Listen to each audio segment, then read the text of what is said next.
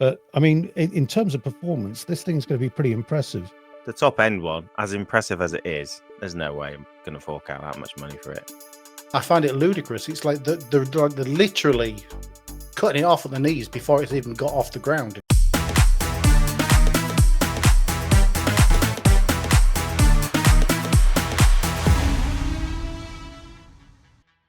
Hello there, everybody, and welcome to this week's Slotted in There discussion. And this week we are discussing the ROG Ally, or Xbox Ally, and we want to know everybody's thoughts about it, especially with the recent Microsoft announcements to Game Pass and things like that. What do we think about the hardware? What do we think about the perspectives of the handheld console, especially with the recent Microsoft announcements? So let's have a discussion on that one. Here we go. I mean, specs wise, it does look pretty good. You got the AMD Ryzen AI Z2 Extreme processor. That's 8 cores, 16 thread, base clock 2 gigahertz, boost clock 5 gigahertz. That's a lot of gigahertz for a mobile chip. And I mean, on the website, it just says AMD Radeon Graphics, which doesn't really explain it all exactly. I think it's 16 compute units. I'm not absolutely sure. Is it 16 or 12? Does anybody know? I think it's 12. Yeah, I'm never entirely sure. So I've heard both. But I mean, in terms of performance, this thing's going to be pretty impressive. The refresh rate on the monitor, you got 120 hertz. It is a full high def screen, so that's 1080p, 16 by 9. It is an IPS panel. I was surprised that they didn't go OLED, especially with the Steam Deck's popularity with the OLED. And like I say, 24 gigs of DDR5X RAM. I mean, what's that? 8,000 mega transfers. I don't know what the cache latency is on that. That would be interesting to find out. You've got a Thunderbolt 4 port, so in theory you can attach an external GPU. I don't know what the thumbsticks are, whether they're going to be Hall effect. I know that the triggers are Hall effect, so it would be a shame if the thumbsticks weren't. Got Dolby Atmos and all sorts. Wi-Fi 6E. It's got an 80 watt hour battery, which is monstrous. In theory, in their sort of eco mode, you can maybe get 6 to 8 hours of gaming. At least that's what they're claiming. Remains to be fully seen on that one. But then you've also got the price. Now the price here in the UK, £800, 800 Great British pounds, and $1,000 US. Is that worth it? Is the real question. What do you think, guys?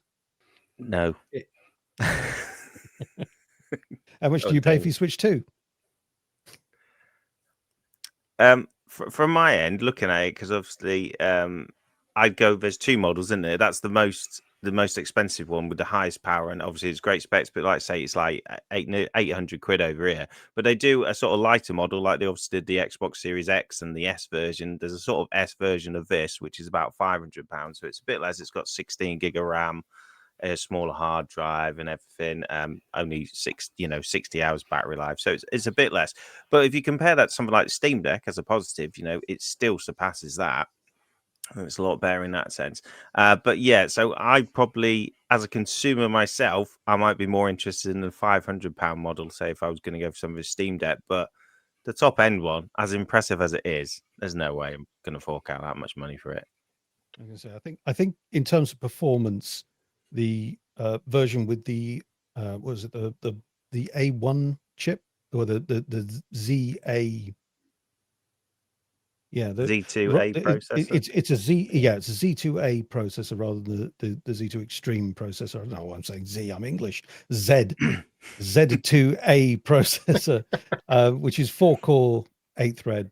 I don't recall the speeds off the top of my head, but it is a lot more in line with what we've seen with the Steam Deck. And I have to admit, for that kind of price point, I'd be more inclined to go with the Steam Deck, especially having like the little touch pads on either side. Strikes me as quite nice. But like I say, it's 600 quid, still quite a lot for something like that. I don't know. it's a Windows device at the end of the day, isn't it? And it's got Microsoft Yes. markings. So I think it's going to be a very good piece of hardware. I do think it's very hampered by the price tag that they've put on it. As we've already suggested, comparing it to the Steam Deck, which is slightly less powerful. I mean, it is a year or so older. I think the Steam Deck was about 4 years ago now. Is it 4 years ago? Yeah. And it's still a good piece of kit now.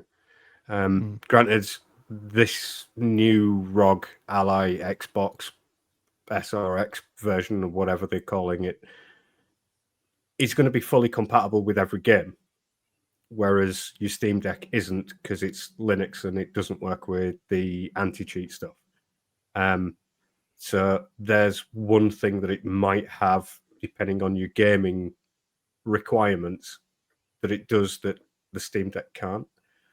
But I'm also in agreement with yourself, Tim, where the trackpads, the touch pads, that would be a very good feature. But it is touchscreen, so 10-point touchscreen, so you can use every finger if you like on the screen at the same time. Why you would do that, I'm not entirely sure, but it does offer you that. I find it interesting to Microsoft's recent announcements with regards to like Game Pass subscriptions and things like that, and everybody being up in arms about various points of that, rightly or wrongly so, whatever your take on that is, that they're, in my opinion, they're kind of like hampering the launch of this monumental device. Tech-wise, hardware-wise, it is like, if you're into mobile gaming, you know, you're on your commute to work or home from work or whatever it is, why people buy these things, this is the bit of kit you need to have, because it is like head and shoulders above everything else, including the Steam Deck. If you're into that kind of thing, I'm guessing the price is kind of like irrelevant. It's like, if that's your thing, then and you want the best, this is it. This is definitely it. But I'm really curious as to find out as to why Microsoft decided to do this at this particular point in the year, when this is due to be out in the next few weeks.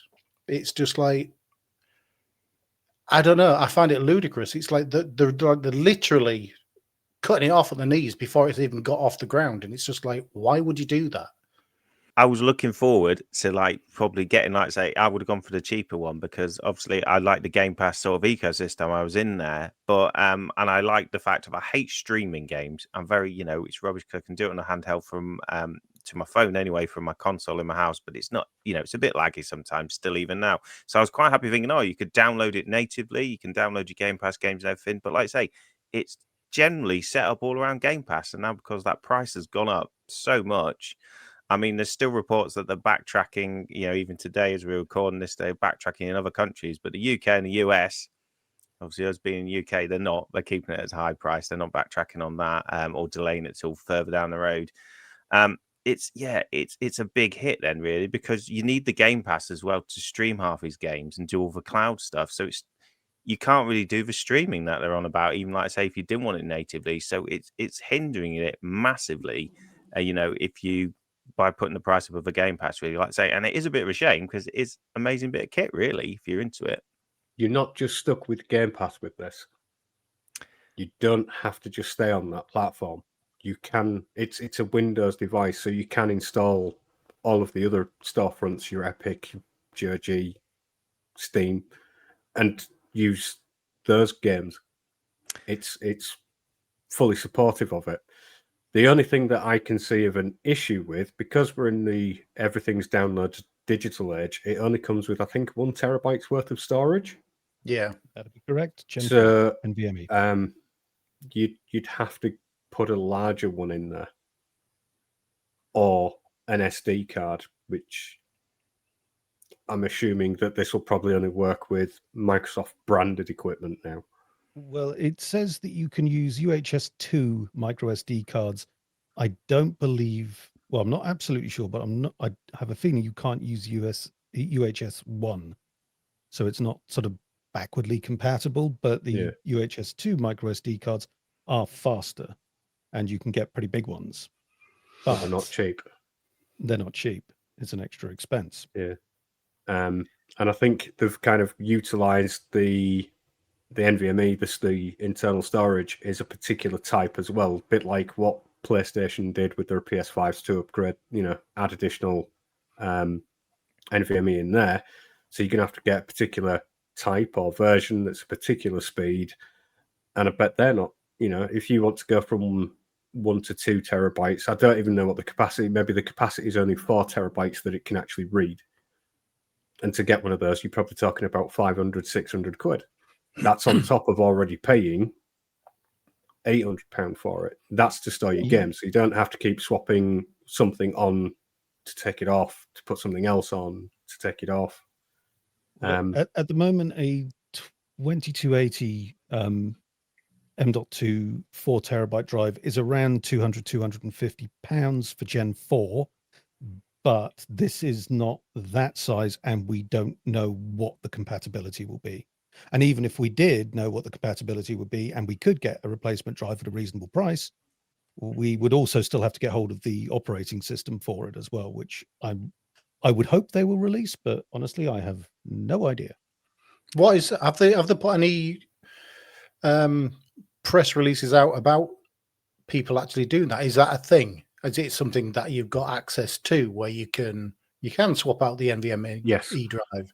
Yeah, there is, right? Yeah, okay. Yeah.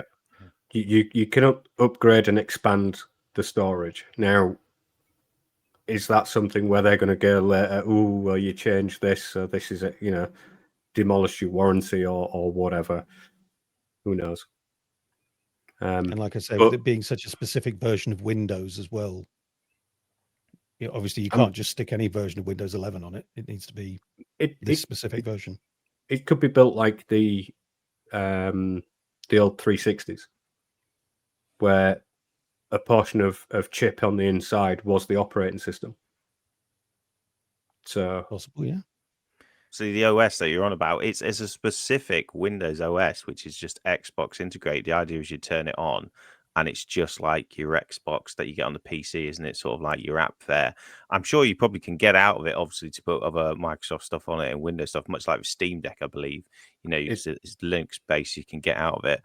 But because that's the way it's sort of designed like that, I know if you're probably paying that money, you can probably do it and get out of it. But obviously, it's more designed to use the in Xbox things and not go off and use, other Windows stuff to mess about with it. So that might be, a down thing what people want. Not very good. The ROG Ally, the ROG Xbox Ally, is running on Windows 11 that's been tuned for gaming. So it is actually Windows 11.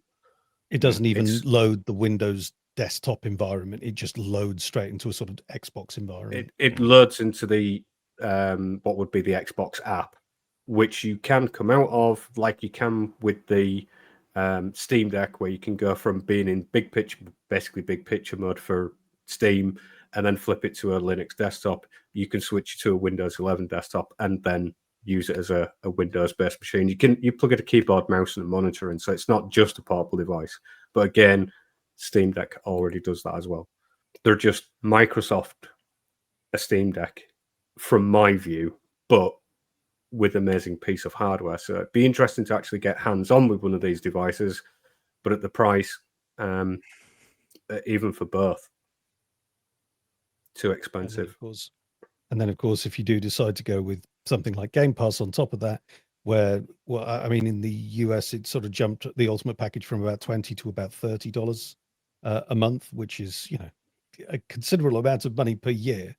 That's not an insignificant amount of money. And you're paying for a little bit over a third of the console cost per year on year, if you want to do that, which I'd heard somewhere that you may get like a free year of Game Pass when you buy one of these things, but 3 months. It gives you 3 months. And now, is that a case of, as you already have an Xbox account, that you can't claim it like they do with some of the offers for the Game Pass, where they'll go, oh, you can have it $1 or a pound for a month, but not if you're an existing customer. So I don't know if this would be a stackable 3 months on top of what you've already paid for. Who knows? So here's a question. At various points, I know we've all either had or do have access to the Xbox PC, the PC version of Game Pass. Do we all have active subscriptions currently? I do at the moment. I do. Yep. I tried to cancel mine, but the page was down. The irony. And then at the beginning of next month, November, is when they're going to put the prices up. So I'm personally going to be allowing the next payment to go out for October, and then I'm just going to cancel from that point onwards. What about you guys? What are you feeling about this? Well, I did have Ultimate. I've been using that, but I'm not paying that price for all the stuff in it now. But I do actually game with my friends. I have a weekly session with some friends like online. So what I've actually done is I bought the core package just so you can do the online for a year, because it's like you can get it for £40 now if you look around, compared to in November that's going to be near 100, because even the lowest one's going up to £10. So I've done that, which might be a useful trick, but shooting yourself in the foot, isn't it? For me personally, I think I'm going to do the same as you, Tim. Probably cancel it after the next payment. For somebody who I really enjoy Game Pass and the benefits I got from it, but I don't use it to the extent where I'm using it on a monthly basis. I'm using multiple games on a monthly basis. So, but it was convenient, and I was quite happy to pay the price I was paying for the convenience of it, and just to jump in and go, oh, this game's available, I'll play that, and then maybe not touch it for 3 months, but quite happy to pay the subscription.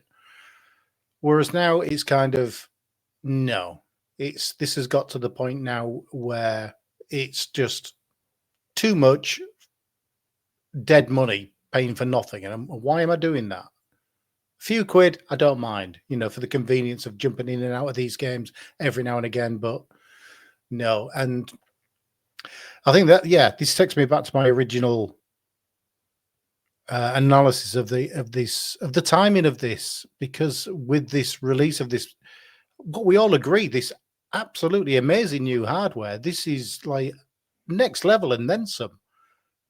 I just find it absolutely astounding that Microsoft have chosen this point in the year, especially, we're coming up to the back end of the year, the normal Christmas stuff, and where normally everything starts ramping up, and they've kind of gone, boom, have this. I just find it really, really shocking. But what do you guys think? We've all nattered on about it and given our opinions. There's plenty to talk about this hardware-wise, the stuff behind it, the Xbox, the Game Pass, and Microsoft and all the rest of it. There's lots of discussions, and with it just being released just around the corner, what do you guys think? Let us know down in the comments below, and we will respond to you, because I'm sure they're going to be interesting. Until next time, bye for now. Bye. Like and subscribe. But not to Game Pass. Yeah, but not to Game Pass. Well, or let us know whether you want to subscribe to Game Pass after this. That would be interesting to find out how many people actually will carry on.